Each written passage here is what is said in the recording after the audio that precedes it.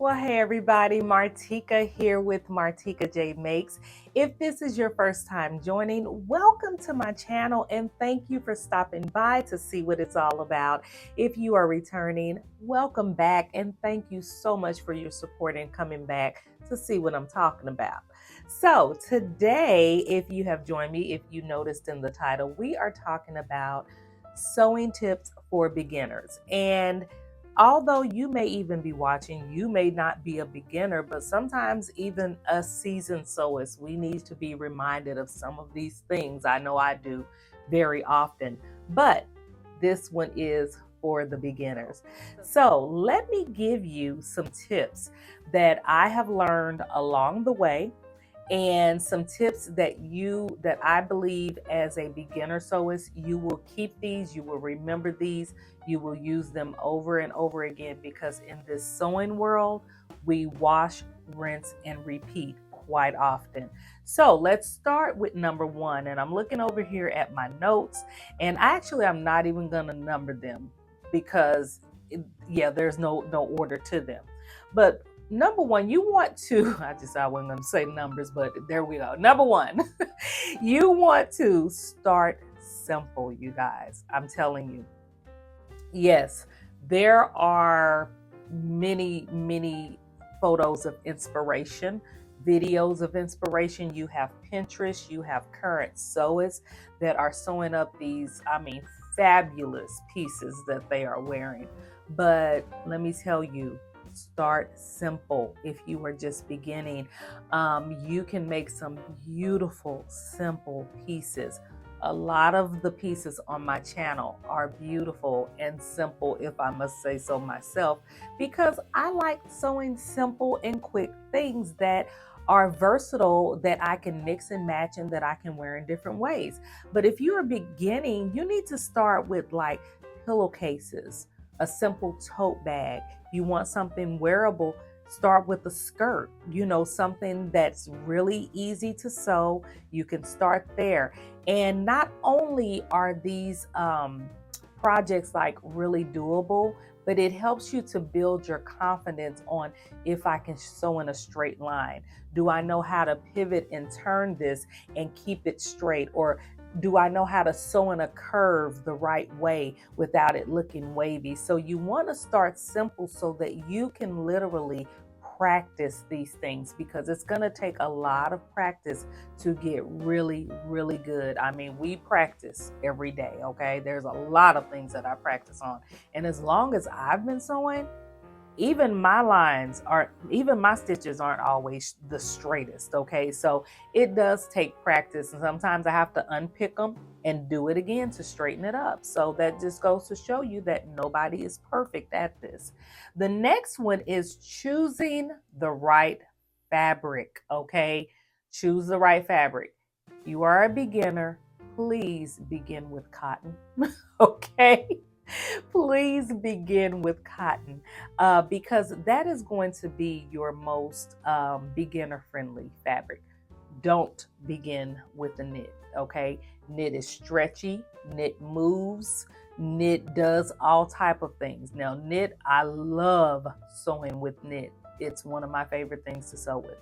But you have to start somewhere. Start with cotton.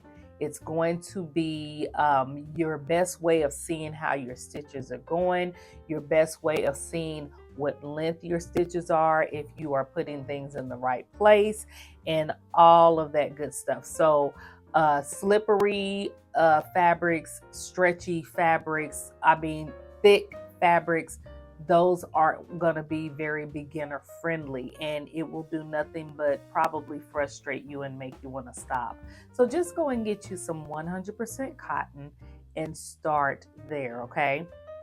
The next one, you want to invest in quality tools. Now, investing in quality tools doesn't mean you have to go out and spend a fortune. That is not what that means, okay?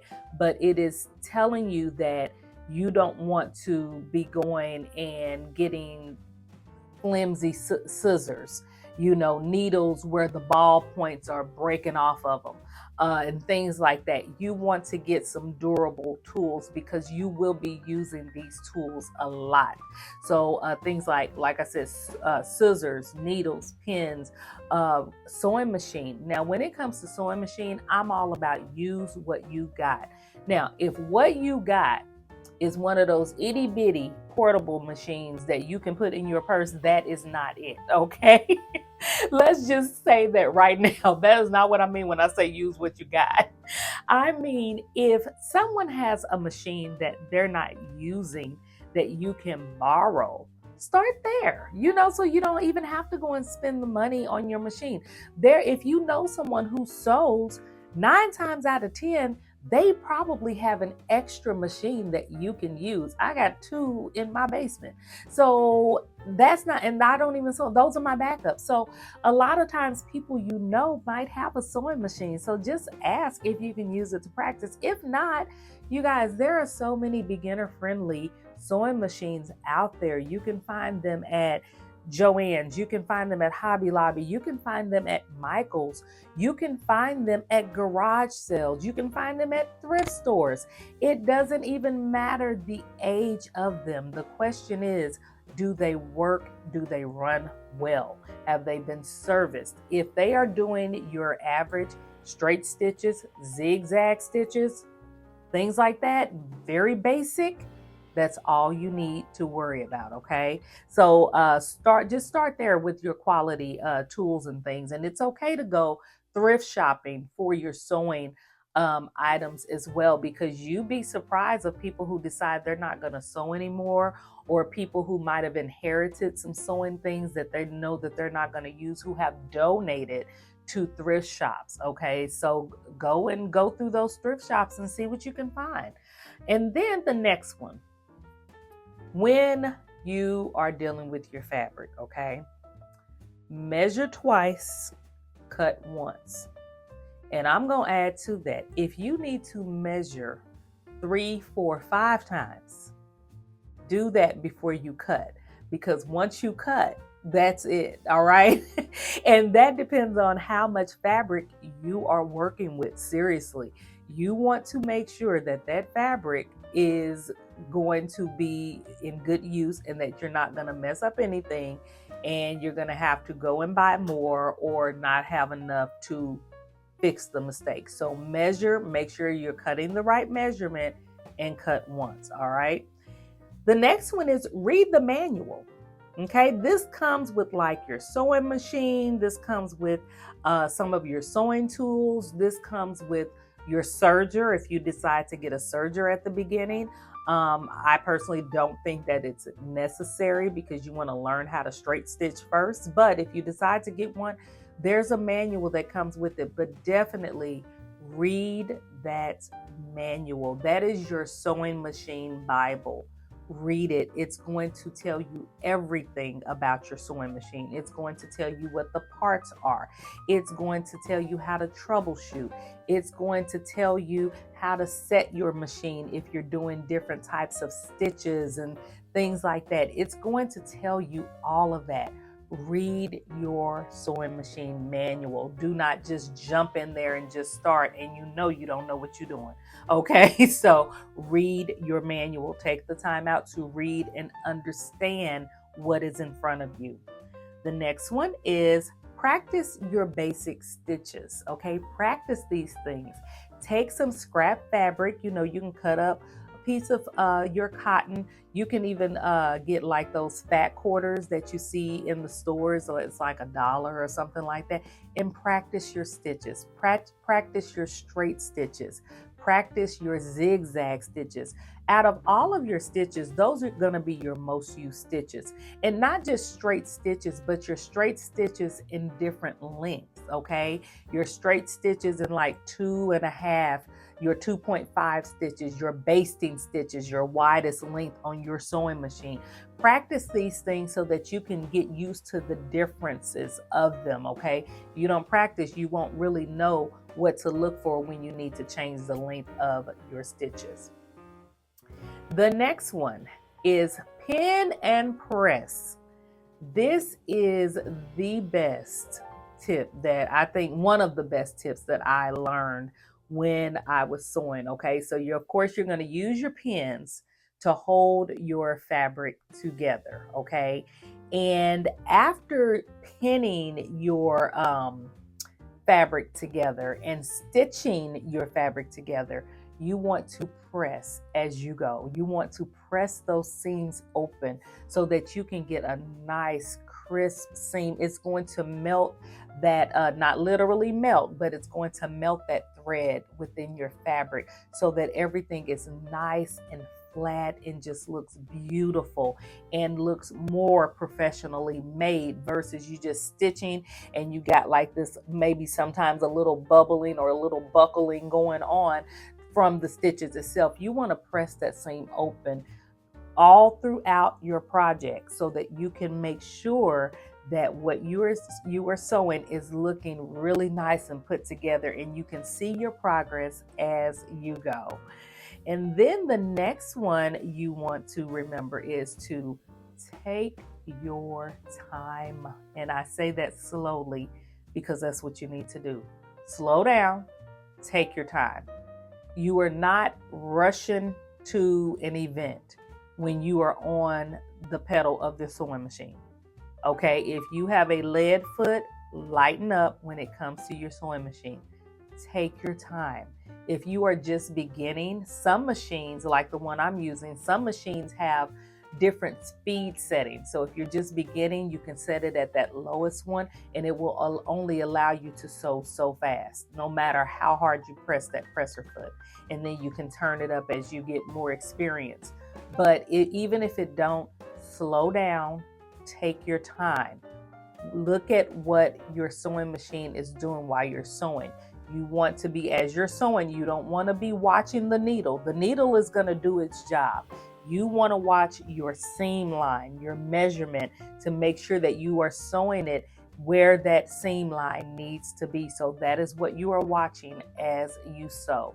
But all in all, take your time, please. This is where a lot of mistakes happen when you rush through your projects and you have to back up, get out the seam ripper, rip out stitches, and do it again. You will save a lot of time. Now, that's not saying you won't ever do it. I'm not gonna lie, I pull out my seam ripper in every project. Okay, I think if I don't pull it out during my project, something is wrong. Okay, that's just a given. The seam ripper becomes our friend, but also our worst enemy. But you don't want to be making mistakes because you're going too fast. Okay, so just slow down, take your time, and enjoy the process. The next one is pre-wash your fabric. Okay, this is a very, very important step, especially when you're dealing with like cotton. Definitely when you start sewing with knits and things like that. Pre-wash your fabric. Okay, not everybody does this, and that's everybody's prerogative who don't.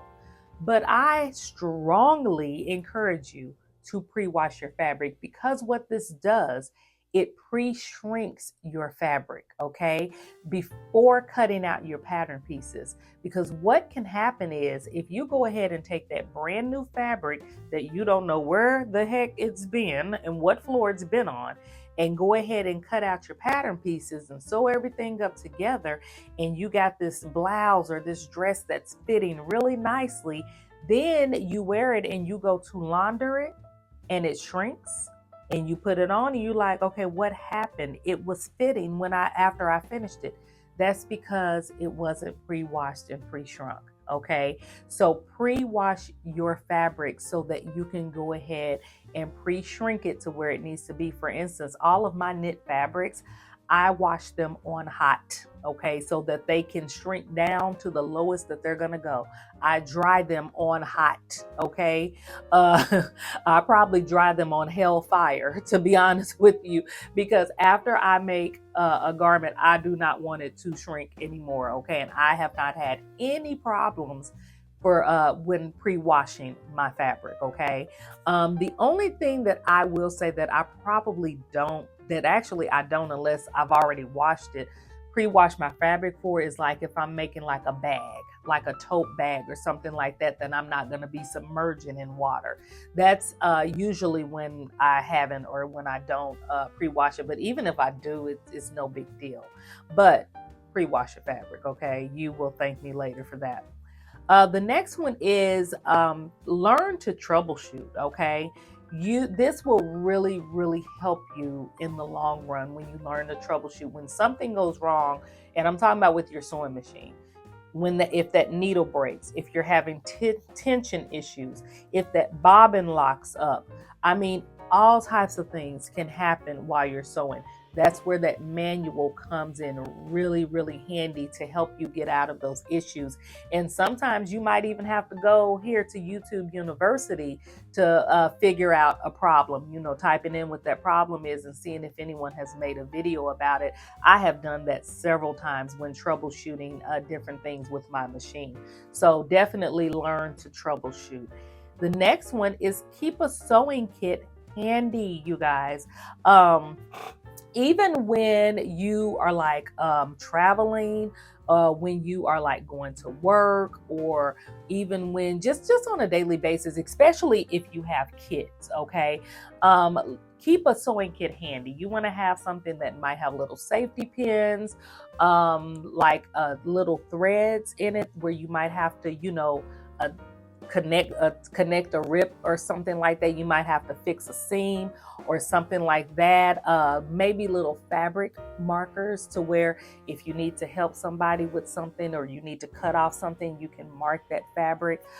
Just keep like a little sewing kit handy with you, and then always have like an emergency sewing kit of some little backups for your sewing room that you might need, like extra needles, an extra seam ripper, an extra pair of scissors, extra colors of your most common threads that you use. You want to have like little extra of those in like a little kit or wherever you want to keep them, just to make sure that you have what you need on hand all the time, okay? And you don't have to keep running to the store. The next one is follow your patterns carefully. I cannot stress this enough. Yes, patterns can have mistakes. Yes, you can read something 500 times and it's like, what is this saying? Because this is not making sense. They can have mistakes, but for the most part, the majority of them are correct. So follow your patterns carefully. If there is a sew along, I personally like to follow the sew along on YouTube, okay? Because it just helps me get through the project faster. I'm not gonna lie. But I do, even when doing a sew along, I do still have my instructions to the pattern itself out in case I want to make a little note of a shortcut or something on the instructions themselves. But follow your patterns carefully. Pay attention to the details of it. Pay attention to what might be missing that you know should probably be there, so you can make note of that on your instruction sheet. Something that I'm constantly writing into my instruction sheet is measurements, like hems. What measurement do I hem this garment at? I forgot. It was on the pattern piece itself, but it doesn't say it on the instruction sheet. I always write that there so I don't have to go digging through the envelope to try to find the pattern piece to figure out the allowance, the hem allowance, or and things like that. So yeah, just follow your patterns carefully. Always read your patterns before starting a project in case you have any questions or need to figure out something or figure out a way to pivot before you start sewing up your project versus stopping in the middle of your project and trying to figure out a problem. And I have two more. So the next one is stay organized. Okay, now this one is a pet peeve of mine because I cannot sew in a messy area. I just cannot. I cannot sew a project and threads are hanging. Okay, I have to clip as I go. I have to wipe things away as I go. I go get crazy. If I got like fabric laying on the floor at my feet, and I got all these tools over here, and I got these pattern pieces over here. No, once I'm done cutting out my fabric, I usually, if I know what the pattern pieces are, I put my pattern pieces up to the actual pattern itself, okay, and I leave the fabric out. But I'm a clean as I go person. If I clip something off, it goes in the trash can. My tools are organized. When I'm not using anymore, it gets put back up, okay?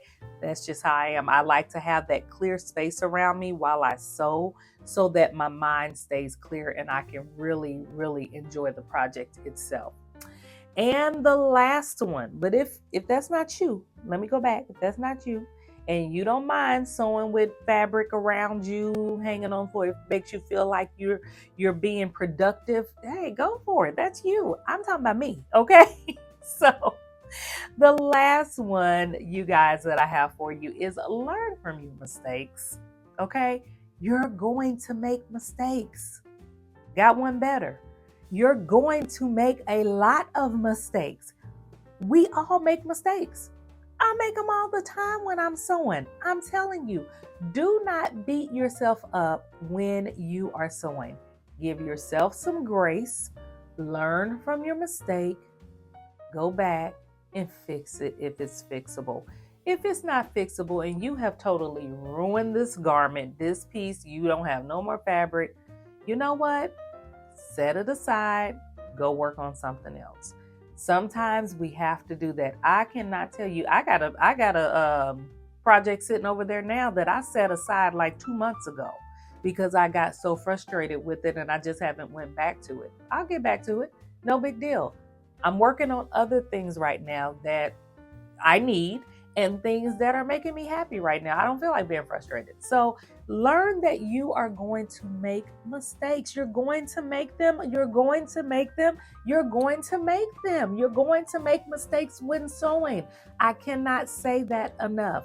Do not go into this feeling like you're going to be Miss or Mr. Perfect. No, that's not the case, okay? Even your most well-known fashion designers make mistakes at that sewing machine, okay? It just happens. No big deal, not the end of the world. There's more fabric, there's more thread, there's plenty of sewing machines.